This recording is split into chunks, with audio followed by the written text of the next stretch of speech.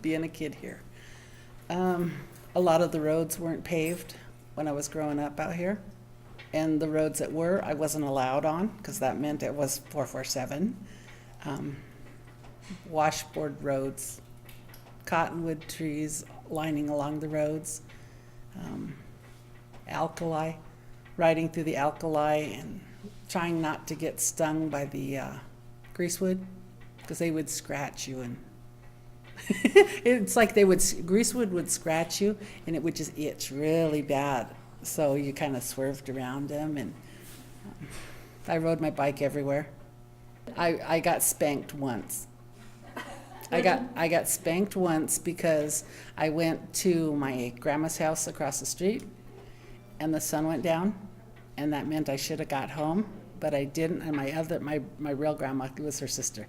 My real grandma had to come and get me, and she was mad at me and she spanked me one time in my life. My grandma let me know what her expectations were, and I just followed them. My grandma was born in 1908 here on the reservation. She said as a child, they fished off the rocks that are in front of Crosby Lodge. Can you imagine how high the lake was for them to be able to fish off of those rocks? When she was born and she was little. She said they used to fish off the rocks in front of Crosby's, and her grandma would fry them up like potato chips. The first goldfishes. Snacks, yeah. But anyway, they would travel between here and Nixon and go to Sutcliffe and come back. And when the day she was born, her dad was working on the road between here and Sutcliffe. And they sent a runner out here by the dry lake and told her dad that she had been born. So her dad, he took a rock that was a flat rock and asked his buddies to help him stand up that rock as a marker of where he was the day she was born. The rock is still there. Yeah. Yeah. So my grandma,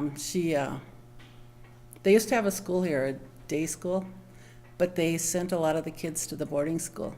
So every year they would come out and round up the kids, and they hid her till she was 12, and they finally caught up with her. When she was, before that, like from 6 to 12, they would take her to Virginia City, and they would hide her up there with her aunt. And then when they were done doing the roundup, they would let her come home. Wow. But they finally caught up with her when she was 12. She, by the time they did catch up with her, she had already gone to school here. She could read and write. She was really good at math. She said she used to watch the kids come in and get beaten up for speaking their language. And she said that's why she didn't ever want us to learn the language, because she said that she didn't want us to suffer. So she didn't speak it around you at all? She did. She spoke to us, and she said, as long as you listen to what I say, when I tell you to do something, I'm okay with that. You don't have to answer me. So I think now we do suffer because we don't have it. I hear it. I understand it. I know a ton of words, but I can't put it together in sentences. Pakui, fish. Banenede, lake. Kumia, clouds. Language is what defines us as people, and if we don't have our language, then who are we? I know my roots. I know my roots. I know who I am. I know where my people come from. But we need the language. I'm always telling my grandkids, I have 8 grandkids, and I'm always telling them little words here and there, the name of this, the name of that, horse, fish, tree. Just use it. They're not going to ever be able to put it together in sentences because I can't, but they'll, like me, know a ton of words.